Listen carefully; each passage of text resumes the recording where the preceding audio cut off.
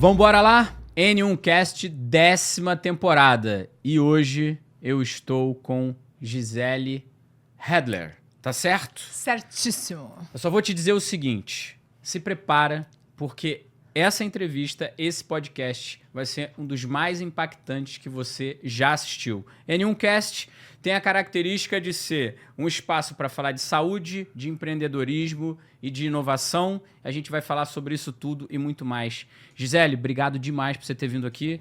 Eu sou admirador seu, tá? Já há muito tempo. E a Gisele está triunfando hoje, mas eu te conheci lá do começo dessa jornada. Vamos começar. Eu preciso que você se apresente e que situe a gente aonde você está hoje, porque você é multiempresária. E presta atenção, gente, não é multiempresária de palco não, tá? É multiempresária da vida real. Ela entrega resultado. Você pode acidentalmente não conhecer o nome dela ou não conhecê-la, mas com certeza você conhece os resultados que ela entregou, você já comprou algum produto dela, você já passou pela esteira de produto dela. E aí? Muito obrigada. Eu também te admiro muito desde o início. Você era o Valentim, eu era a Gisele, a estagiária, lá naquela época. Então, gente, eu sou Gisele Hedler, é um prazer para mim estar aqui a convite do Valentim nesse podcast. Nice. E eu, então, estudei nutrição, eu sou psicanalista, publicitária, então a minha primeira formação é publicidade, então a minha base é publicidade. Sou CEO da Faculdade de Saúde Avançada, cofundadora da Faculdade de Saúde Avançada também, cofundadora também da Natural Pure. E agora a gente vai lançar aí a Genexia, que é uma empresa de laboratórios genéticos. Eu também dou treinamento para mulheres que querem despertar a sua essência com mais inteligência emocional na sua vida e nos seus negócios. Certo. FSA é sua parceria de muitos anos com o Gabriel de Carvalho. Eu também tenho a honra e a alegria de ter uma proximidade com ele. E ele é um admirador seu, né? E eu sou uma admiradora dele. Ele é teu fã. É uma sociedade tão bonita, é um casamento tão bonito entre vocês dois. Gisele, eu quero que você traga pra gente como que foi a tua virada naquele momento onde a gente se conheceu, que você se conectou com o Gabriel de Carvalho, né? Que a gente via dois talentos, mas que sozinhos... Eu tenho que tomar cuidado com isso, mas não brilhavam tanto quanto brilham hoje. Eu vou comparar vocês com vocês, tá? Não estou comparando vocês com qualquer outra pessoa para dizer... Eu estou comparando vocês com vocês mesmos, tá? Em 2015, 2016. Se a gente for fazer uma comparação, eram duas estrelas que não brilhavam tanto quanto brilham hoje. E quando essas estrelas se juntaram, explodiu. Explica isso. A história foi o seguinte, Valentim. Então, te falei, né? Primeira formação, publicidade. Eu tinha uma agência de publicidade, mas era uma agência falida, assim. Falida no sentido de que... Sabe aquela coisa de vender o almoço para comprar janta? Essa era a minha vida. Então, era assim. E às vezes eu nem conseguia comprar janta, tá? Já passei. Já fazia um jejum. Já comecei a fazer um jejum. Exatamente. Tá bom. É jejum. Exatamente. Só que era uma época da minha vida também que eu era muito estressada. E desde criança eu era a doente da família, certo? Então, quando eu fiquei nessa fase adulta e mesmo estressada, eu pensei assim, cara, agora eu vou resolver meus problemas de saúde. Agora eu já sou adulta, eu consigo resolver, eu vou atrás de especialistas e tudo mais. Então, eu comecei a buscar especialistas para entender o que eu tinha, quais eram os meus sintomas. Eu era extremamente constipada desde muito jovem, muito pequena. Mas constipada, assim, de chegar a um estado de não conseguir caminhar. Entendeu? Nossa. Tinha muita enxaqueca. Apareceu para mim um post de vários anos atrás no Facebook, que eu escrevi assim, ó, não consigo viver sem analgésico. E essa era a minha realidade. Eu achava isso super elegante. Sabe, a pessoa trabalha muito, ela tem que viver de analgésico. Então, para mim, aquilo era comum. Mas eu sabia que tinha alguma coisa errada. Como assim? Tanta dor de cabeça, tanta enxaqueca. E eu era uma pessoa muito reativa também, sabe? Então, tipo assim, dependendo como me olhava, eu já pensava, o que é? O que foi? Tô te devendo alguma coisa? Sabe assim? Brava. Brava, muito brava, muito brava. Gauchona, brava. Eu muito estressada, então... E aí, quando eu comecei a buscar informações... muito enjoo, então eu vomitava do nada, sabe? Nossa, coisas com assim. qual idade isso? Isso é recentemente, tá? Sei lá, 9 anos atrás. Você tá com quantos anos hoje? Agora eu tô com 43 anos. Tenho uns 30 e um pouquinho. Que foi quando eu pensei, agora eu vou descobrir o que é. Tá, 10 anos atrás, vai. O que é que eu tenho? E aí eu comecei essa minha investigação. Fui em alguns profissionais. Olha, os teus exames estão ótimos, tu não tem nada. Até que um médico falou assim pra mim, vamos para um psiquiatra? E aí eu, poxa, psiquiatra. Nunca pensei num psiquiatra. E aí eu fui no tal do psiquiatra. Quando eu cheguei no psiquiatra, uma consulta de uns 20 minutos, ele me deu o diagnóstico. Síndrome do pânico e depressão. E aí eu pensei, puxa, é síndrome do pânico e depressão, nunca pensei nisso.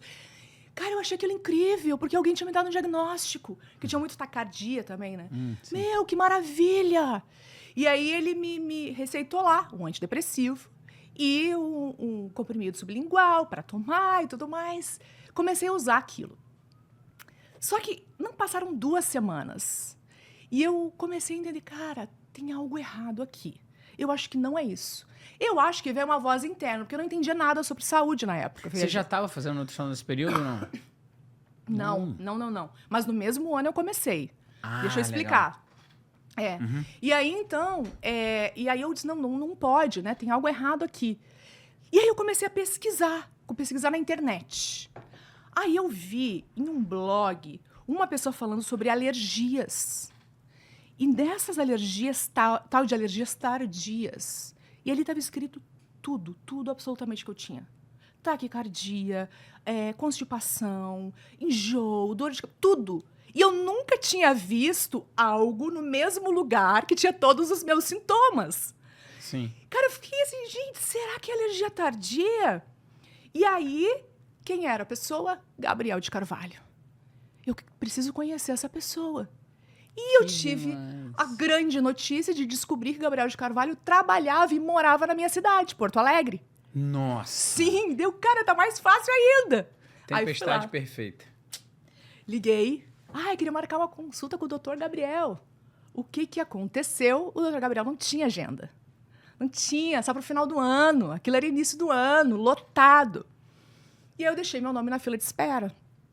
E nisso esqueci de falar a parte que eu já tinha começado a tirar todos aqueles alimentos que eu tinha lido lá e já tinha começado a melhorar muito. E eu pensei, gente, isso aqui é espetacular. Eu não quero mais ser publicitária, agora eu quero ser nutricionista. E entrei para a faculdade de nutrição. Antes de ir na consulta com ele? Antes de ir. Eu já estava lá. Eu já estava lá na faculdade há 1 ano e meio, mais ou menos. Já estava. E aí, então, cheguei, depois de um tempo, marquei a consulta e eu tive a sorte de conseguir um encaixe. Então, como eu tinha deixado meu nome na fila de espera, logo depois eu fui chamada. E conheci o Gabriel. E olhei pro Gabriel e fiquei tão emocionada quando eu vi o Gabriel. Gente, tu mudou a minha vida sem saber por causa de uma coisa que tu escreveu num blog.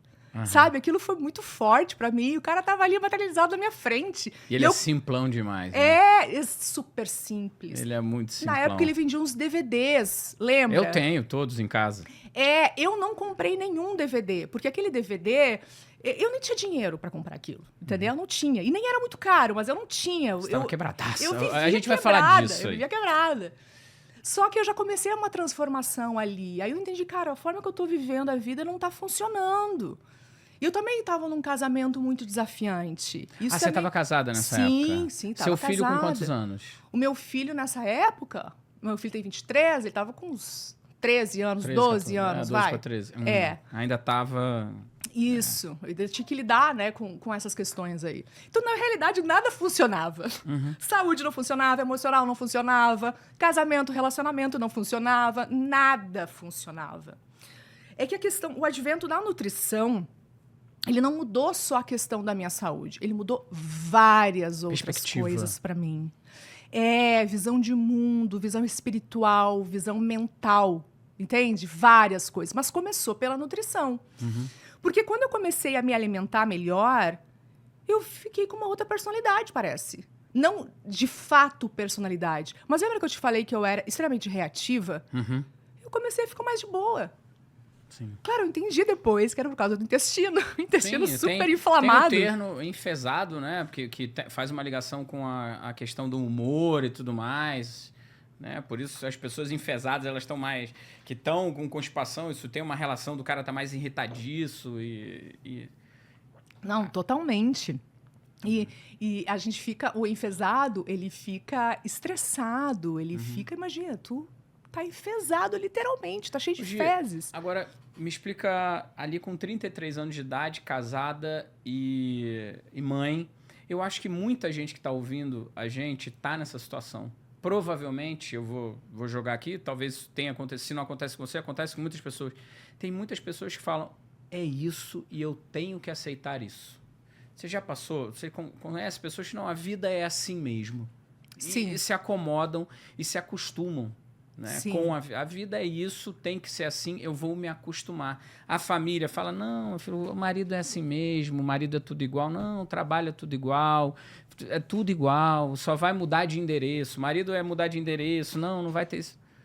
Isso é muito tóxico, porque você perde a capacidade de construir sua realidade. E o que você vive, é óbvio que a gente não vou jogar a meritocracia aqui, não sei de onde você está começando, mas mesmo que pequena mudança da sua vida, em algum grau você tem minimamente um controle sobre algum aspecto da sua vida. Mesmo que você seja uma pessoa hoje mais humilde, mais limitada financeiramente, alguma coisa de bom você pode fazer por você. Dormir 30 minutos antes, deixar de conversar com pessoas que são ruins, são tóxicas para o teu dia a dia. Você pode ser uma pessoa mais simples, de uma vida mais humilde, mais limitada financeiramente, mas você pode transformar relações interpessoais e tudo. Então, essa virada foi muito profunda, né? Porque eu acho que foram 2 anos que isso explodiu de uma maneira meteórica. E o que é interessante desse lado, a gente assiste muito, e eu fiz essa observação no início, não é no palco, é na vida real, porque os teus negócios, eu já visitei a tua sede lá em Porto Alegre, a gente vê os teus produtos, né, que são os produtos, todos os lançamentos do Gabriel de Carvalho, a tua escola de desenvolvimento. Como é que você chama a tua escola? Como é que você... Integra. Então, você tem 4 negócios muito poderosos. Eu queria falar dessa virada. Que dia que ligou? Ou você foi ligando devagar? Você acordou um dia e falou, tchau marido, tchau isso, fecha a agência, agora eu vou aqui. Eu acho que o dia do chega, ele chega para quase todos. Se não para todos. Porque o que é o dia do chega? O dia do chega... Muitas vezes, especialmente quando tu não tem tanta ainda inteligência emocional e conhecimento sobre si mesmo, vai vir uma doença, vai vir uma dívida, vai vir algo muito grande para chegar esse dia. Eu não aguento mais, eu não suporto mais. Que é quando ficou insuportável sustentar uma situação. Então, tem pessoas, por exemplo, que trabalham em alguns lugares, que elas só saem desses lugares quando elas não suportam mais, quando elas não aguentam mais. Senão, elas ficam lá ainda, continuando, se machucando um pouco, né? Então, esse dia do chega, normalmente, é um dia muito estressante. Que algo muito grande aconteceu. Que era o meu caso da saúde. Eu estava muito estressada com a minha saúde. Eu ainda levava aquela vida. Por que eu estava estressada com a saúde? Não era só a saúde, era tudo. Era a forma que eu via os negócios. Então, por exemplo, eu achava que eu trabalhava para ganhar dinheiro. Eu achava que era só isso, que eu trabalhava para pagar a conta. E não é isso. Quando começa a entender o que é o trabalho, o que é uma empresa, de verdade, a questão espiritual disso tudo, tu aprende, inclusive, a cobrar. Tu aprende tanta coisa a respeito disso, qual que é o teu trabalho, que tu para de desperdiçar tempo. Então, tem pessoas, por exemplo, que têm muita dificuldade de cobrar, né? Que foi o meu caso já. E por causa dessa dificuldade de cobrar, eu tinha dificuldade em manter clientes. Por quê? Você acha que a autoestima baixa, será por conta da tua condição naquele momento? Claro, autoestima, autoconfiança, são várias coisas que tem. O fato de não ter inteligência emocional. O que é inteligência emocional? Inteligência emocional é tu passar por situações, sentir as emoções que tu tá sentindo, entender por que tu tá sentindo aquilo e daí agir. Não baseado na emoção, né? Mas agir baseado no porquê que tu tá sentindo aquilo. E eu não tinha isso antes, eu só agia e reagia. A emoção vinha a raiva, por exemplo, eu já explodia. Eu não entendia por que eu estava sentindo aquela raiva ou aquele medo, entende? Isso é a pior situação para o empreendedor, é a pior situação na vida. Eu faço uma retrospectiva, todas as decisões ruins que eu tomei é porque eu estava quente. É o que estava no emocional, né? Estava no emocional, estava no fígado. É, isso. A emoção, ela entra no fígado e você tem que acomodar ela, você tem que digerir, processar colocar ela na mente. Eu digo que decisões importantes na sua vida, você precisa tomar um chá de travesseiro. Concordo. Dorme. Esperar outro dia. Espera outro dia. Não responda nada que é importante na sua vida naquele dia. Você pode ter a resposta, mas não responda. Fala, eu preciso de 24 horas para pensar. Se alguém te encurralar, é porque muito provavelmente aquilo não era para você. E se você perder, com certeza, ao longo da sua vida, a taxa de sucesso de esperar 24 horas vai ser muito maior. Mesmo que você perca um grande negócio. É um tudo ou nada. Não, é tudo ou nada, ou agora. Pode ser que você diga não, perca o negócio, mas ao longo de uma vida toda, as 24 horas vão sempre ganhar. Não, e o empreendedor, ele é como se fosse o sistema nervoso da empresa. Então, ele precisa trabalhar e digerir, entender as suas emoções, porque conforme o que ele sente, a empresa vai sentir. Ele é esse sistema nervoso. Então, veja, um empresário que só trabalha baseado nas emoções, toma decisões baseadas nas emoções, como que vai ficar a gestão, que é o coração da empresa? Como vai ficar a comunicação, que é a parte respiratória da empresa? Como vai ficar o time? Que são as células da empresa, né? Então, esse sistema nervoso central, ele precisa ser trabalhado, precisa ser tratado. Então, acredito que a pessoa, quando ela vai para o empreendedorismo, isso eu fui entendendo no processo, tá? Não foi antes, foi no processo. Mas analisando agora, duas coisas são essenciais. A primeira coisa, então, é entender como o cérebro funciona ou como a mente funciona. Aí vem a inteligência emocional. E depois é entender como uma empresa funciona. Tanto para você entender essas... E eu não estou falando de parte técnica, tá? Eu estou falando do conceito. Entender um conceito do que é uma empresa. Qual que é o meu papel dentro de uma empresa. Então, por que eu estou oferecendo esse serviço? Por que eu trabalho? A gente trabalha não é para ganhar dinheiro. Isso é uma consequência do trabalho. A gente trabalha para a gente servir o outro, deixar o mundo melhor e daí deixar um legado a partir disso. É por isso que a gente trabalha para servir o outro. Agora, eu tenho que entender que o problema, às vezes, de quem é profissional da saúde, especialmente, é que ele olha para o seu servir como eu preciso dar muito e receber pouco. Porque esse é meu papel, é doação. A doação ela é muito bonita. Só que o receber pouco é como se tu entrasse num contrafluxo das leis universais. Que é a lei do dar e receber. Você vai esvaziar, né? É isso que eu ia te falar agora. Se eu te dou um copo com alguma coisa, tu vai ter que me dar algo em troca, nem que seja um muito obrigado. Porque isso é troca. Claro. Isso é energia. Agora, do mesmo tamanho, entende? Agora, nessa fase, depois que você conheceu o Gabriel, quando que você começou a acelerar? Você já começou com a FSA? Como é que você vocês redesenharam juntos o posicionamento do Gabriel? Porque foi muito agressivo. Eu quero explorar de você a tua agressividade. Você fez alguns lançamentos com o Gabriel de Carvalho que todo mundo ficou chocado. Sim. Você chocou. Sim. Você chocou. Você chegou. Pá! O que é isso? Primeiramente, então, aí eu conheci o Gabriel, né? Aí você chocou as pessoas. Você colocou o Gabriel de Carvalho, que olha, isso pra mim foi muito impactante. Você teve a coragem, a ousadia, a loucura, não sei o que foi, de pegar a maior autoridade em nutrição funcional do país, Gabriel de Carvalho, colocar ele fantasiado de algumas coisas. De Matrix. Sim, com gato no colo, não sei se você lembra. Com gato no colo. Mais ainda, um sequestro no palco ao vivo. E o que mais me impressionou foi que esse cara, extremamente quadrado... Gabriel de Carvalho é careta. Ele é careta. Ele é quadrado. Ele é. Ele é careta. Eu te amo, Gabriel, mas você é quadrado, você é careta. Ele sabe que ele é. Ele é careta. E ele acreditou e foi. Assim, pra mim você foi muito ousada, porque você podia aniquilar ou manchar a autoridade do Gabriel de uma forma e o efeito foi totalmente contrário. Pode dizer agora que você já fez e que deu certo. Você tinha noção do que você estava fazendo ali? Pode ser sincera, no fundo. A hora que você olhou o storyboard, que você olhou, você falou assim... você estava 100% certa. Olha, eu acho que 100% certo a gente nunca tá. Sabe, eu queria estar ali no teu lugar. Eu acho que a gente nunca tá 100% isso. certo. Mas o que eu não te contei é que eu tenho um passado de 10 anos como atriz. Não precisava dizer. sequestrada no palco, e fui sequestrado, enfim, tinha alguma coisa de Steven Spielberg ali. E eu realmente gosto muito dessas narrativas, assim, né? Só que essas narrativas que nós escolhemos para fazer esses lançamentos são narrativas que já estão no consciente coletivo. Não, foram maravilhosas. A gente se conecta Mas com dá elas. medo. Sim, eu capto, assim, o medo. Mas olha que interessante, Gabriel, ele é um ser humano que ele é altamente treinável. Então, quando ele confia em ti, tu conhece o Gabriel, tu sabe. Quando ele confia em ti, ele se entrega, ele topa. Ele é humilde, né? Ele é humilde pra caramba. Então, claro, ele faz algumas perguntas. Tu acredita que isso vai funcionar?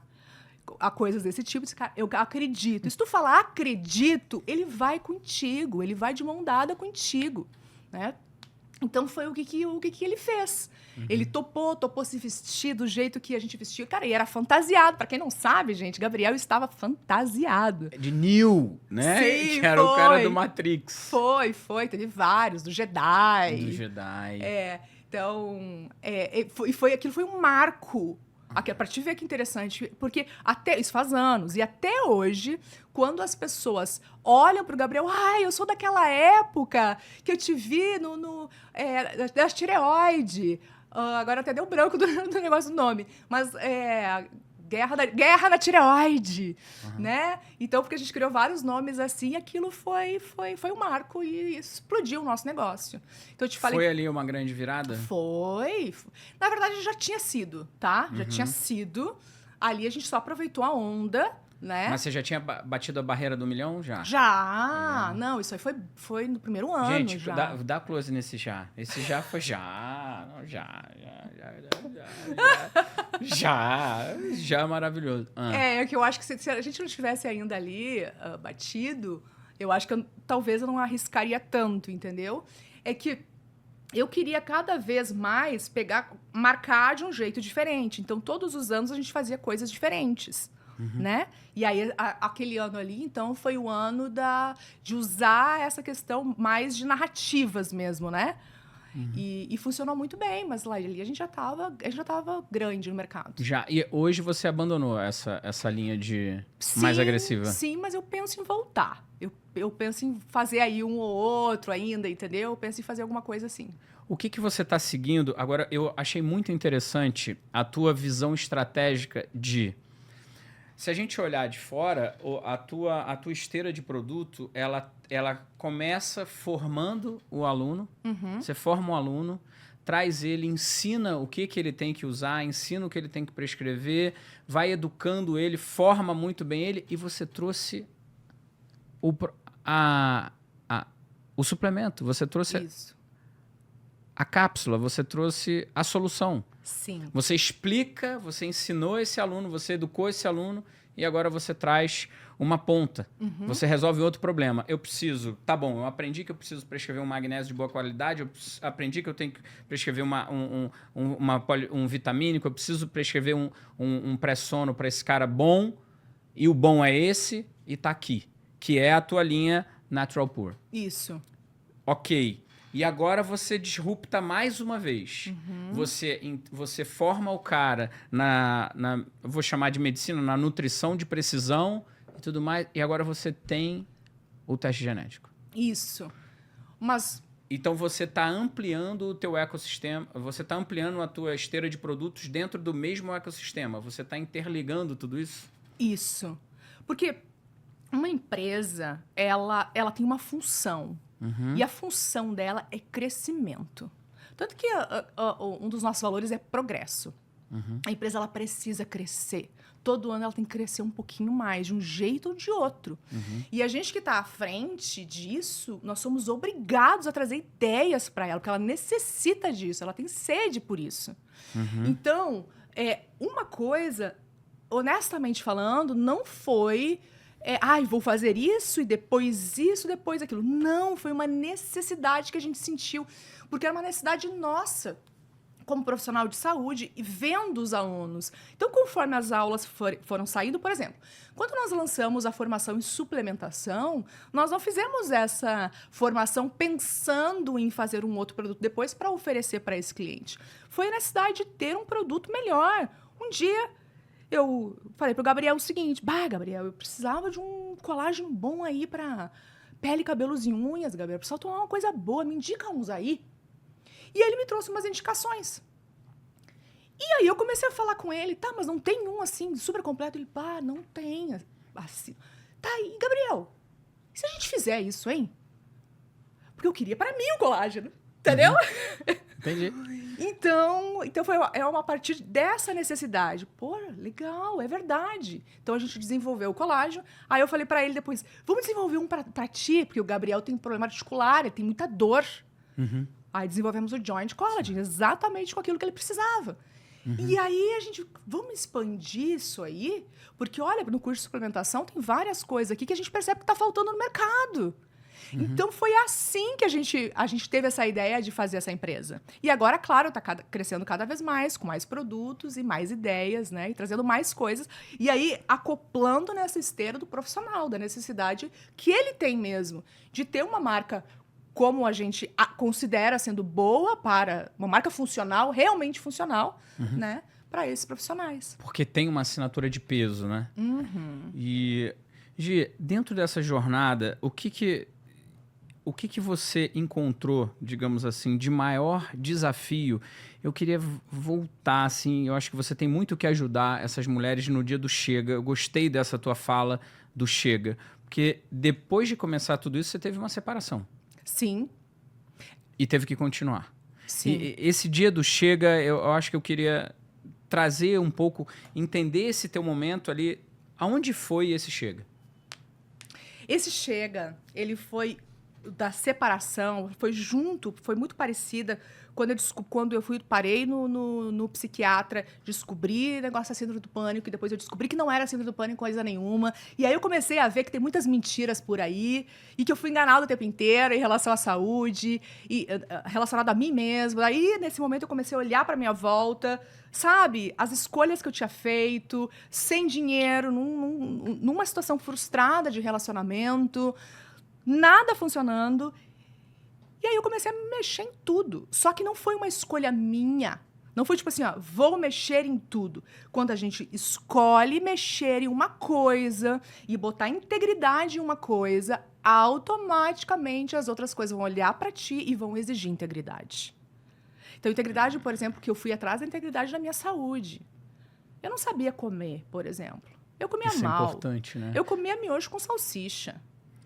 Quando você afina um instrumento da orquestra, todos os outros, você percebe que todos os outros estão desafinados, né? Exatamente. Você afinou o piano, você começa a escutar ruído em todos os outros instrumentos. E aí tu percebe, Valentim, que quando tu põe integridade numa coisa, por exemplo, é uma casa. Se tu, dependendo de como tá a casa, tu vai ser obrigada a demolir a casa inteira. Não vai ter como. Tu tem que demolir.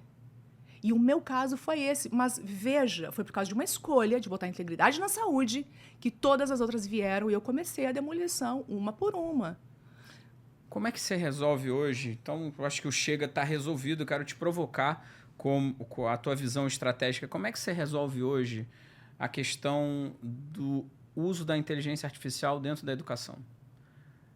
Hoje eu entro no chat GPT e pergunto para o GPT. A gente sabe, enfim, de bastidor, a gente já conversou sobre isso, que o chat GPT alucina, ele dá uma resposta errada, enfim. Como que você e as suas empresas estão se adaptando a esse novo cenário? A gente está abraçada nesse cenário. A gente não pode, o empresário, né, ele não pode ignorar uma ferramenta como essa, nunca. Ele tem que se abraçar nela.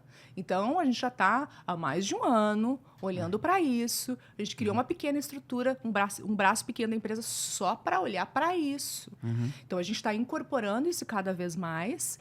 E, por exemplo, a gente trabalhamos com educação, né? Imagina como seria uma IA educada pela FSA. E é isso que a gente tem feito há um ano. E a gente já está, muito em breve, trazendo isso para o mercado, que é um GPT, uma inteligência artificial, com toda a nossa base, com todas as nossas informações. É como se fosse o cérebro do Gabriel andando com a pessoa. Eu já vi, tá, gente? Eu fiz esse teatrinho aqui, provoquei ela, mas eu já vi. Preparem-se. Eu já vi. ter o Gabriel na ponta dos dedos e, tipo, apertar assim. Blá, blá, blá, blá. Não, e correlacionando tudo, né? Não só uma coisa específica, é correlacionando tudo. Então, imagina como seria botar os dados do teu paciente lá, os dados que tu tiver, e trazer todas as informações possíveis de fazer com aquele paciente. Você acha que esse ano, até o final desse ano, você já está com isso? Sim. Você já está Sim. com inteligência artificial? Sim, eu acredito que até no início do primeiro semestre. A gente já está na fase final. Fase final. Como é que você está olhando para a jornada? Como é que você está olhando para o mercado da nutrição? Eu não sei se a gente fala só nutrição, se a gente fala saúde, porque vocês têm uma capilaridade muito grande, né? Vocês estão muito presentes também na medicina integrativa. Sim. Isso é uma característica da FSA, né? Eu acho que, inclusive, o Gabriel nem... Por muitas pessoas, ele nem sabem, às vezes, que ele é nutricionista. Todo mundo acha que o Gabriel é médico e tal, enfim.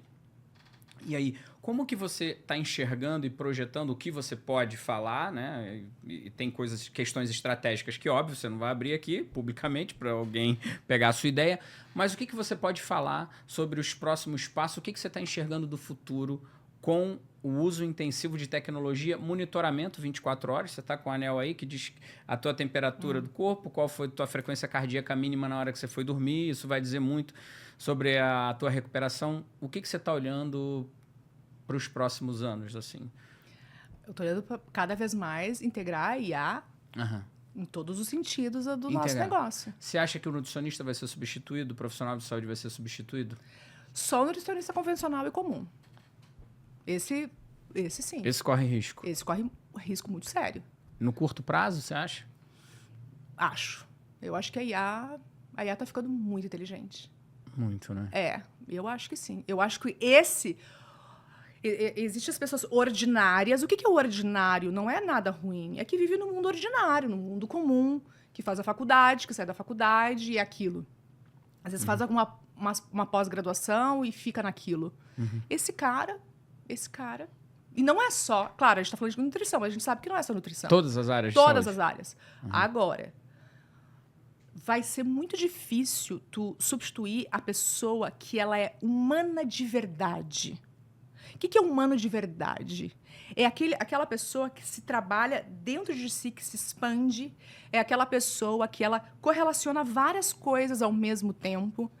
Sabe? Aquela pessoa que traz um outro tipo de contribuição que não é só a dieta pronta, sabe? Eu mesmo. Eu tô fazendo agora uma dieta porque eu quero secar, porque eu tô numa fase de secar. Depois a gente pode falar um pouquinho sobre isso, né? O podcast é seu. Que eu lidei com problema de saúde e tudo mais. Então agora eu pude voltar. Você não lidou com problema de saúde, você lidou com... Ele lidou com a morte. Você lidou com a morte. E os resultados mostram, né? Você tem um acompanhamento, uma dieta de contar caloria. O máximo que você faz é tirar peso do paciente nos primeiros 3 a 6 semanas. Dali para frente ele recupera todo o peso e acabou e não continua. O prescritor não tem de aderência. Cardápio, sabe? Prescritor de cardápio. Boa, eu nunca tinha usado esse termo. É esse profissional que eu tô falando. Ele está em risco? Ele tá. Deixa eu visitar, então, o que você trouxe sobre a tua questão de saúde. Isso foi muito... A gente teve essa virada aos 33, tudo resolvido, os milhões na conta. Sim. E aí você se depara com um diagnóstico. Isso. Aí eu descobri, há 7 anos atrás, um problema renal. Eu fiz uma biópsia e descobri que eu tinha uma doença chamada doença de Berger, que é nefropatia por IgA, que é uma doença autoimune que ataca os rins. E o meu pai perdeu os 2 rins também. Meu pai precisou fazer hemodiálise durante muitos anos, até a morte dele. Ele fez por 13 anos. Então, quando eu descobri essa doença, eu fiquei um pouco preocupada, mas ao mesmo tempo eu pensei, mas agora eu tenho os recursos, meu pai não tinha, eu tenho os recursos emocionais, estruturais e de conhecimento, essa doença não vai avançar. E aí, a doença realmente não avançou por um tempo. Só que no último ano, ela começou a acelerar de uma forma muito rápida, muito violenta. Eu estava na França, inclusive, eu cheguei lá, eu comecei a ficar tão inchada, e normalmente nas viagens eu já ficava inchada por conta da doença, muito inchada. Só que depois de 2 dias começava a desinchar. E não desinchava. Eu fiquei 20 dias na França super inchada. Quando eu voltei, eu fui com 28% de função renal. 28% de função renal parece pouco, mas não é. A gente fica muito bem com 28% de função renal. Tu tem vida normal. Claro, tem que cuidar de algumas coisas, né? E quando eu voltei, eu tava com 18% de função renal. Isso é muito pouco. E aí, então eu já lidava isso nos últimos anos, então eu lidava com vários sintomas, né? E eu cheguei com esses 18% de função renal e não parava de baixar, só baixava cada vez mais. Até que um dia eu falei para minha nefrologista assim, eu acho que está na hora da gente falar sobre transplante, né? E ela não queria falar sobre isso, porque ela já me tratava todos esses anos. Até que a gente chegou no assunto dela, olha, agora sim, agora a gente vai ter que falar sobre isso. E ela me perguntou assim, tu tem doador? Aí eu falei, eu tenho 4 irmãos. Dela, ótimo, então tu tem doador. Qual que é o teu tipo sanguíneo? Eu falei, eu sou AB. E aí ela, tá bom, a única coisa é que os teus irmãos, eles precisam ter o mesmo tipo sanguíneo para a gente começar o processo de ver se eles são compatíveis. Cara, na hora eu murchei, assim. Nenhum irmão é AB, eu sou a única AB.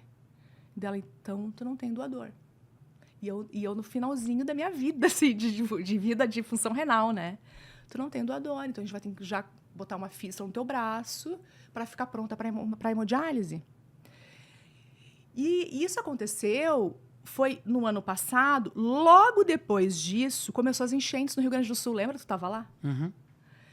Tu estava lá. Teve aquela enchente violenta do Rio Grande do Sul. Eu fiquei lá ajudando as pessoas e contribuindo. E, para mim, foi uma espécie de escape, porque eu não ficava pensando na doença, não estava pensando no que estava acontecendo comigo. Então, eu só foquei ali. E, por incrível que pareça, eu consegui uma energia, que eu acho que era puro cortisol, mas uma energia que eu não tinha mais, para conseguir trabalhar ajudando aquelas pessoas, né? Só que aí, eu comecei a escutar, tipo, uma vozinha interna que eu tinha que sair dali. Começou a me dar uma coisa que eu tinha que sair do Rio Grande do Sul. Mas como que eu vou sair do Rio Grande do Sul agora? Se tá acontecendo isso aqui, eu não posso sair daqui. Eu tô ajudando as pessoas. Mas foi um incômodo muito grande. Muito grande. E aí não tinha mais aeroporto, não tinha como sair assim. Não era mais tão fácil. Peguei meu carro, peguei meus 2 gatos, botei em cima do carro. E eu tenho uma casa no Rio de Janeiro. Lembra dessa época, né? Uhum. O teu filho já estava lá em Estava Dublin. em Dublin, sim, fazendo faculdade lá. Uhum. E aí fui até o Rio de Janeiro de carro. Aí eu cheguei no Rio de Janeiro e pensei, eu vou ficar aqui então. Né? Se é pra sair de lá, eu vou ficar aqui. Só que eu cheguei no Rio de Janeiro e o incômodo não foi embora. O incômodo continuava. Eu, caramba, mas era uma coisa insuportável. Daí, claro, eu entendia que eu também estava numa fase muito difícil de doença, né? Só que lá eu tinha uma casa boa lá. Continuou, daí eu vou alugar um Airbnb e vou para São Paulo. Assim que eu cheguei em São Paulo, eu tenho um amigo, ele é médico, e também já o Dr. Felipe Aragão, e ele é muito contribuição na minha vida, ele me ajuda muito. Ele assim, Gi, eu queria que tu conhecesse, já que tu tá em São Paulo, eu queria que tu conhecesse o Dr. Carlos, um nefrologista amigo meu. Tá bom. Pensei, vou conhecer, mas o que adianta eu conhecer? Porque eu já sei, não tenho mais o que fazer por mim, sabe? Mas, por amizade do Dr. Felipe Aragão, fui lá, marquei uma consulta. Dr. Carlos, mesma pergunta. Tu tem doador? Não. Tu não tem irmãos? Tenho. Então? Não, mas é que eles não têm o mesmo tipo sanguíneo que eu. E aí ele, mas qual é o teu tipo sanguíneo? Eu sou AB. Ele, mas então tu é receptora universal. E aí eu falei para ele, mas eu fiquei sabendo que para transplante de rim isso não funciona, que isso é só para sangue, que foi a informação que eu tive da minha outra médica. Não tô acreditando. Daí ele, não, tu pode receber de qualquer doador. Cara, e aquilo que estava tudo fechado se abriu totalmente. Deu o quê? Por quê? Porque eu estava em São Paulo. Porque eu estava em São Paulo. Veja só. E aí ele, eu quero te apresentar a doutora Laila. Doutora Laila, ela só trabalha com isso, ela só trabalha com transplante. Aí, marquei uma consulta com a doutora Laila no mesmo dia. Ela me atendeu de noite. Ela, sim, é isso mesmo. Nossa, aí ela falou uma coisa que ficou marcado para mim até hoje. Ela falou assim para mim, agora nós estamos unidas para sempre. E aí, o que aconteceu depois? Aí eu pensei, eu vou ficar em São Paulo? Cara, é aqui para ficar. Até porque quando eu cheguei em São Paulo, me deu uma coisa. Aqui que eu tenho que ficar. Aí eu aluguei uma casa e me instalei em São Paulo. E aí, logo depois que isso aconteceu, eu fui fazer um teste de compatibilidade com a minha irmã, isso 2 semanas depois, tá? Conheci pessoalmente a doutora Laila, ela me olhou e falou, Gi, eu vou querer marcadores renais também hoje, tá? Fiz marcadores renais, cheguei em casa, ligação da doutora Laila. Gisele, eu acabei de ver os teus exames. Eu sei que tu saiu do hospital há pouco tempo, né, que eu tinha feito exames lá. Tu vai precisar voltar hoje, tu tá com risco de óbito. Tu vai começar a fazer hemodiálise hoje. Então eu vou botar um catéter em ti, tu vai pra UTI e tu vai começar a fazer a diálise hoje, não dá pra esperar mais. E essa foi um dos piores dias da minha vida. A pior ligação da minha vida, com certeza. E aí eu fui tomar banho, arrumei minhas coisas, eu fico com muita raiva de Deus. Muita raiva de Deus. E aí eu peguei meu carro e fui até o hospital, na Redditor. Sozinha? Eu quis ir sozinha. Minha irmã estava comigo, eu disse, não precisa, eu só vou lá fazer hemodiálise. E aí, dentro do carro, eu precisava daquele tempo. Porque da minha casa até o hospital era mais ou menos 50 minutos. Eu precisava daquele tempo. E eu comecei a chorar de raiva. Poxa, eu faço tudo o que tu pede. Eu tô aqui servindo, dando o meu melhor, tentando me transformar. Tu curou um monte de gente, por que tu não me cura? Por que tu me deixou aí a esse extremo? Tu dá a cura pros outros e pra mim tu tá dando a morte. O que eu fiz pra merecer isso? Que é a frase clássica, né? O que eu fiz pra merecer? Por que eu? E aí, conforme eu fui trazendo isso, ao mesmo tempo me veio, existe a hemodiálise. Porque eu tava com raiva da hemodiálise. E daí veio uma sacada assim, cara, mas a hemodiálise vai te dar a oportunidade de uma sobrevida. E ao mesmo tempo daí eu comecei a agradecer a Deus. Então eu tava na bipolaridade ali. Tá, mas obrigada pela hemodiálise. Porque eu sei que agora as minhas células precisam de hemodiálise. O meu corpo precisa de hemodiálise. Eu preciso de hemodiálise. Deus, muito obrigada por ter criado essa ferramenta para mim. Obrigada por ter feito isso. E quando eu cheguei no hospital, eu cheguei assim, ó. Eu cheguei cheia de poder. Eu não cheguei arrasada. Porque hemodiálise para mim era morte. Eu vi meu pai fazendo hemodiálise. Meu pai morreu fazendo hemodiálise. E eu cheguei lá em um nível completamente diferente. Não parecia que eu estava indo me internar para UTI, para botar um catéter no pescoço e começar a hemodiálise. Então, eu passei pelo processo, fiz a hemodiálise e depois de 5 dias eu tive alta, voltei para minha casa e aí eu comecei o processo de fazer hemodiálise 3 vezes por semana. Aí eu fui no meu primeiro dia de hemodiálise na clínica, voltei para casa. No outro dia, tem um Quinta da Mente que eu faço toda quinta-feira, que são aulas para mulheres gratuitas lá no YouTube, às 18h59. E aí, fiz a aula, falei, contei o que aconteceu, contei da hemodiálise, contei daquele dia e agradeci e fiz uma aula de cura. Pensa, uma aula de cura, estando super doente.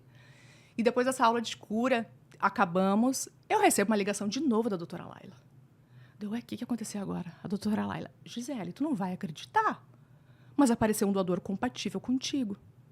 Depois de 5 dias de hemodiálise, apareceu um doador compatível comigo. Ou seja, nenhum irmão meu precisou doar para mim. Eu, no outro dia, fiz meu transplante de rim. E aí eu entendi, nesse dia eu entendi por que eu não tinha que ficar em Porto Alegre. Porque o doador não estava lá. O doador estava aqui em São Paulo, não estava no Rio de Janeiro. O doador compatível estava aqui e ele apareceu a jato. Porque, veja, numa fila de transplante não é uma fila indiana. Não, é uma lista de compatibilidade. Então, por isso que as pessoas às vezes ficam muito tempo, porque não aparece a pessoa compatível para ti. E é muito sério no Brasil, né? É uma das poucas coisas no Brasil que é extremamente sério, que é a fila do transplante, né? É muito rigorosa. É muito rigorosa. Então, só que ela é dividida por estado. Entendeu? Eu pensei que ela era nacional. Ah, não, para dar tempo de chegar o órgão. Então, a minha médica, ela não tinha me botado na lista, mas assim que eu cheguei, a doutora Laila me botou na lista quase que imediatamente. Fiz todos os exames que tinha que fazer, eu fiz muito rápido os exames, em 2 semanas ela estava com os exames na mão, logo em seguida eu comecei a fazer hemodiálise, ela me botou na lista e foi a jato, em 5 dias de hemodiálise. Ai, eu lembro do dia lá em Porto Alegre, a gente tomando café, você entre uma... Eu acho... Eu vou fazer aqui a encenação, não sei se foi café ou o que você pediu. Não, me dá tal coisa, não, mas eu vou fazer hemodiálise e tudo. O Gabriel começou a chorar e você preocupada com outras coisas, QR Code para falar. Eu fiquei chocado, eu fiquei assim, eu fiquei sem atitude. E você no estacionamento e falando, aí quando você sentou, veio o assunto e você... Então tá, então eu vou fazer hemodiálise e continuou e era um... Não, você não estava ainda na hemodiálise, você estava recebendo o diagnóstico que teu rim estava falhando. O Gabriel... A hora que você foi no banheiro, ele chorando, ele falou, eu tô preocupado, eu acho que... Eu falei, meu Deus. E aí eu fingi naturalidade. O restante do dia eu fingi naturalidade. Isso foi muito impactante. Que aquela época lá de Porto Alegre, como eu tentava lidar com aquilo, eu tentava não olhar para isso. Claro, eu cuidava ao extremo da minha saúde. Mas eu tentava não me afundar na emoção. Só que, claro, o Gabriel tá de fora, o Gabriel tá vendo a realidade, ele tá vendo que eu ia. E eu não queria ver, entendeu? Eu ainda achava que eu não ia chegar a esse extremo, porque para mim o extremo da hemodiálise não era a vida como acabou virando, era a morte. A chave da vida só virou no dia que eu me confrontei com a morte. Só que o que aconteceu? Quando eu comecei a agradecer a Deus pela hemodiálise, tu não tem ideia a paz que eu senti. Eu entrei num fluxo, eu entrei num outro lugar. Não foi normal o que eu senti. Não foi normal o que aconteceu comigo. Nada do que aconteceu depois do dia da ligação da doutora Laila dizendo que ia fazer hemodiálise foi normal. Foi tudo a jato. E o que eu senti... Não, e as pessoas iam pro hospital, me olhavam, né? Tipo, nossa, tu tá lidando... Eu tava de boaça. Eu tava me sentindo... De verdade, eu sei, a cena não era bonita. No hospital, toda inchada, feia. Eu tava me sentindo bem. Sabe por quê? Porque eu tinha aceitado a morte. Eu tinha aceitado, cara, Deus, se é isso, eu tô bem. Se é isso, se deu pra mim aqui, deu. Mas foi quando eu, tipo assim, ó... Sabe quando tu... Eu não sei explicar. Mas quando tu realmente, assim, tá, relaxa na cadeira. E foi o que eu fiz. Porque antes eu tava assim, ó... Nossa. Aí quando eu comecei a agradecer, foi como se eu... fizesse assim. Você achou que ia morrer, Gi? Achei. De verdade? Aham. Eu achei de verdade que ia morrer. Só que foi... Mas não era uma... eu não olhei pra isso com depressão. E nem com ansiedade. E a gente vê... e aí, vamos voltar para esse nosso planeta digital. A gente vê pessoas que, por muito pouco, criam uma tragédia, uma encenação, uma coisa. Você não. Você não derramou uma lágrima. Eu não te vi derramar uma lágrima. Quase que você chora agora, mas não derramou. Você não deixou. Eu choro bastante falando sobre isso. É. Me emociona muito. Eu não te vi, não presenciei isso. Eu não sou isso, assim, de a fortaleza, a mulher super forte. É que, na verdade, depende do que é força. Né? Força é não chorar, sou fraca. Eu choro bastante.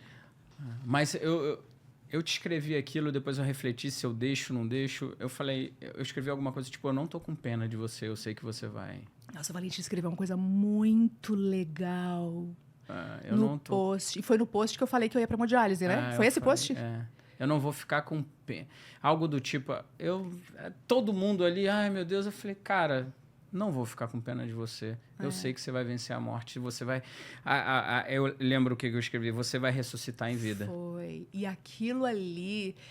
Valentim, aí é que tá, do meu lado eu tinha certeza, eu falei, ela não vai. Não vai. Aquilo que tu escreveu deu uma força pra mim, que eu pensei, caceta, ele tá vendo uma coisa que até eu tô com dificuldade de ver agora. E quer saber, ele tá certo. Você vai ressuscitar em vida. E foi exatamente o que aconteceu. Meio que eu fiquei... o sentimento era, tá, tudo bem, eu vou esperar ela sair dali, ela vai voltar, mas... Mas o que muda depois de uma experiência dessa? Essa é a pergunta. Quem você é depois disso? Você vai me dizer o quê? Que você vai agradecer por ter passado por isso? É porque é o maior teste que uma pessoa pode passar, né? Eu acho... Se alguém tem autoestima e não enfrentou... Você enfrentou o maior medo do ser humano, que é perder a vida. Perder a vida, perder... E pior... É um perder a vida cruel. É o perder a vida por uma ligação com data e hora marcada. Eu acho que o maior medo que o ser humano tem é receber uma notícia. Daqui a 4 dias você vai morrer. Porque se é uma coisa instantânea... Eu não quero receber uma notícia dessa. Eu acho que você recebeu a notícia, vem agora, porque se você não vier... Isso, Aí você vai se perguntando no carro, será que dá tempo de chegar? Mas é que... também. Mas é que, pra mim, o pior... Olha só, veja que como a nossa mente, ela é interessante. O pior do que a médica me falar, você está com risco de óbito. Sabe o que foi? Você vai fazer hemodiálise. Por quê? Porque eu lembrava do meu pai, frágil, vulnerável, desmaiando, sem força, voltando para casa. Gritando de dor, às vezes, porque dá muita cãibra, sabe? E o pai teve que parar boa parte da vida dele. Ele parou de ser produtivo, ele não trabalhou mais. E isso era um dos meus maiores medos. Aliás, o meu maior medo era esse. Então, porque a hemodiálise para mim era fracasso. A hemodiálise para mim era eu não consegui vencer. Entende? Isso para mim era pior do que a morte. Olha que coisa... Por quê? Porque toda a história que eu contei para mim sobre a hemodiálise, sobre chegar naquele lugar. Porque os anos anteriores eu trabalhei muito para não chegar naquilo. E foi exatamente ali onde Deus me testou. É aqui que está o teu aprendizado, querida. Por quê? Porque eu achava que Deus tinha a obrigação de me curar, porque eu estava fazendo tudo direito, do meu ponto de vista. Então, ele era obrigado a me dar aquilo que eu estava pedindo, se eu fazia as coisas que eu ouvia dele que eu tinha que fazer. Então, ele era obrigado a me dar. E eu iria me curar porque eu fazia tudo na saúde, tudo certinho. Em contrapartida, eu tinha uma questão do síndrome do impostor também. Por quê? Eu me achava uma fraude. Porque eu trabalhava com saúde e eu não tinha saúde. Eu trabalhava com saúde, eu fazia tudo, mas eu não conseguia... Não, eu tinha saúde, sim. Eu só não tinha curado essa questão. E lá no hospital, passando pelo que eu passei, da forma que eu passei, sem sentir absolutamente nada, em nenhuma sessão de hemodiálise. Né, sessão de hemodiálise, normalmente o teu corpo, ele precisa se adaptar àquilo. Imagina, tu fazer hemodiálise, né, que é uma limpeza do teu sangue através de uma máquina artificial. As pessoas passam muito mal, especialmente no começo da adaptação. Eu não senti nada. Era a mesma coisa que eu estivesse na manicure, para mim. Eu não senti nada. Eu me senti muito bem com a hemodiálise. Para mim foi só isso, me senti bem. E ali eu entendi por que Deus me colocou na área da saúde, porque eu tinha que passar por aquilo tudo. Eu tinha que passar por aquilo tudo para passar por essa fase, para passar pela hemodiálise, para passar pelo transplante da forma que eu passei e ser esse testemunho vivo de que sim, cuidar da saúde vale a pena. Porque se eu não tivesse cuidado da minha saúde aqueles anos todos, da forma que eu cuidei, aplicando nutrição funcional, suplementando direitinho, fazendo tudo certo, meu amigo, eu não sei o que seria agora. Eu não sei se eu estaria aqui te contando isso. Não estaria. Transplante. Eu tomo imunossupressores hoje, né? Eu sou obrigada a tomar. Uhum. E eu lido muito bem com aquilo, com todo o processo. Uhum. Então, era uma mulher doente, lidando com uma situação grave, mas num corpo saudável. Que doideira, hein? Hoje tomar um copo d'água é um milagre, né? Nossa! Comer carne. Não podia comer carne. Entendeu? Tomar um copo d'água. Como é que é a vida depois disso, Gi? A gente... Acabou o empreendedorismo, porque vencer a morte não tem como, né? Mas é que fazer uma empresa de sucesso, ganhar milhões por ano, a empresa de genética, a empresa de cursos de desenvolvimento, a empresa de suplemento, FSA, não tem nem coragem. Eu tenho sempre uma pergunta assim, qual foi a maior dificuldade que você passou na empresa? Diante disso, eu me sinto... vamos deixar para outro episódio para eu te perguntar quais foram as maiores dificuldades que você teve na empresa, porque depois disso... Mas tem uma coisa... Quem é você agora? Como é... esse nascer de novo. O que é agora? É ressuscitar. E eu comecei a falar para as pessoas por causa daquela tua palavra. Eu falava para vocês, eu ressuscitei. Ressuscitei mesmo. Porque tu ressuscita diferente, tu nasce diferente. E tem uma coisa, né, interessante que... Voltando ao papo de empreendedorismo, então pegando esse gancho, toda essa transformação, porque cada um de nós temos, eu sei que a minha, ela é muito bizarra, assim, ela é forte, mas todos nós temos vários pontos ao longo da nossa história de passar por desafios muito grandes, né? E a gente tem tanto medo do fracasso, mas o fracasso é na morte, é no extremo que tu vai te conhecer.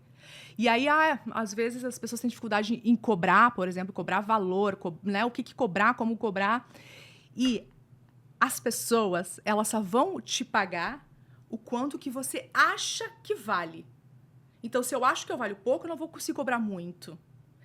E uma outra coisa interessante também é que a gente cobra baseado no tamanho da nossa transformação. Então, o empreendedor ele é obrigado a se transformar para poder transformar a sua empresa, fazer os seus produtos, gerar valor através desses produtos. Mas entende que o cerne, o corpo, a espinha é esse empresário, é a mente por trás, e ela precisa ser transformada. E se a gente não conseguir fazer isso no dia a dia, a vida vai fazer isso pela gente. E nesse ponto, a vida foi muito generosa comigo. Porque com a doença, ela me avançou muitos anos na frente, muitos anos. Que talvez, quando eu fosse senhorinha, eu ia aprender, entendeu? Quando a gente vai ficando mais velha, a gente vai aprendendo mais. Não tem como comparar uma pessoa muito jovem com uma pessoa mais velha. Claro que tem questões mentais envolvidas, tudo bem. Sim. Mas experiência de vida, meu amigo, sabe? Você tem algum medo hoje? Sobrou algum medo?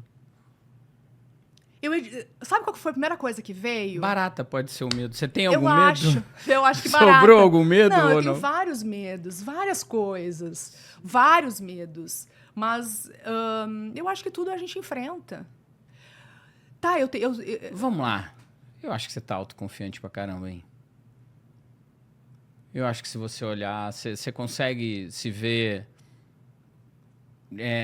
como é que eu vou usar? Me faltou a palavra. Você consegue se ver balançando em alguma situação crítica depois disso? Claro, imagina como coisa acontecer com meu filho. Não. Vamos... Ou com a empresa. Não. Vamos de coisa... Vamos de um desafio tá. de negócio, de empresa. Sim. Não vamos falar de vida, não. De filho, não, porque... Então. Não. Teu filho tá bem, tá estudando na Europa, tá bem criado, tem um futuro brilhante pela frente. Vamos falar de desafios do mundo de trabalho, de negócio. Não outra dessa, né? Não. A gente sempre quer que a empresa cresça, né? Eu acho que o maior medo do empreendedor é que a empresa fique estagnada. Você não se olha no espelho, eu sou super poderosa, não? Não. Não? Continua com o pé no chão? Continua com o pé no chão. Não tô acreditando, não, hein? Eu não me acho super poderosa, não. Não? De verdade? Não. Super poderosa, não. Não. Mas Não, isso não. Eu me acho alguém capaz. Acho que eu seguro bem algumas coisas pelas questões emocionais que eu lido com inteligência emocional o tempo inteiro. Agora, super poderosa, não. Existe um suficiente pra você na vida? Cara, paz.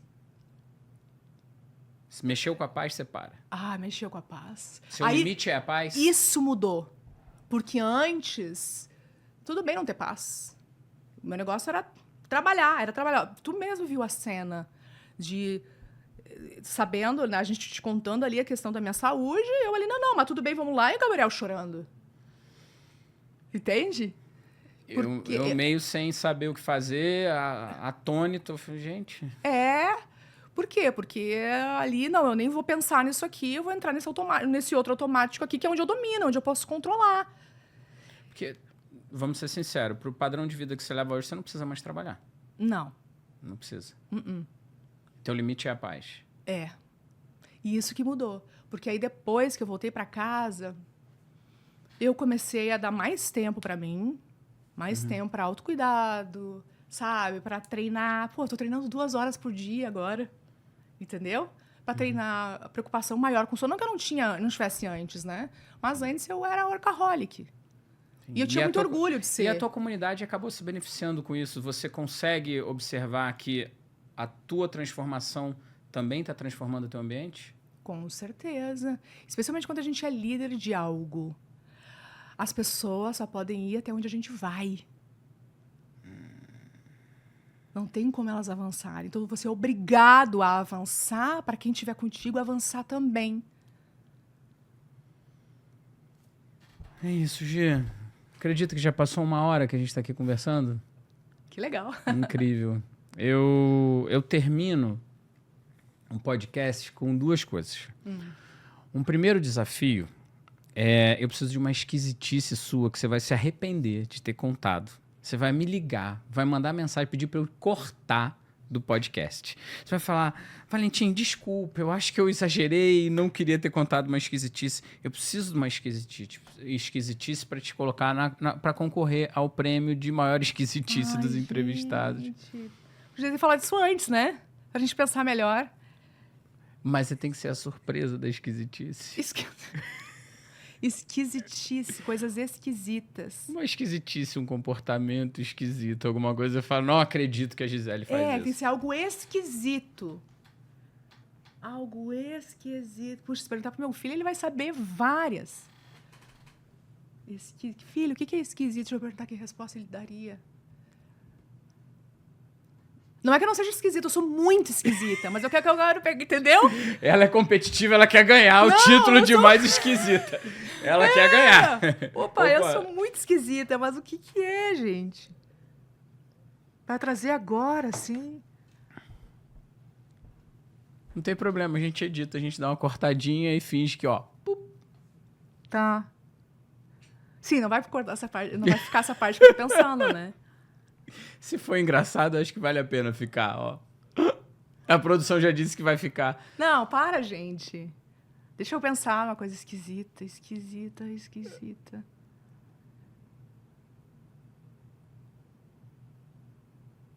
Não, para aí pra eu pensar.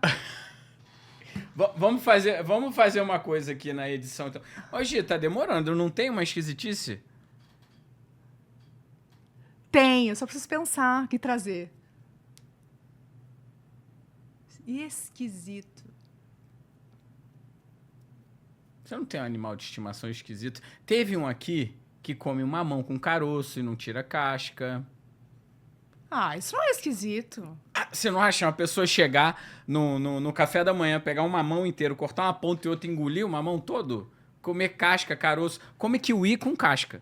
Ah, é esquisito. Kiwi com casca é esquisito. É esquisito. Kiwi com casca. Colocar sal no sorvete é esquisito. Isso é esquisito. Esquisito. Ai, gente, será que eu sou tão comum assim? Será que eu achei que eu era mais esquisita e eu não sou? Não pode ser. Deixa eu ser Pessoa esquisita. comum. Não, eu quero ser esquisita.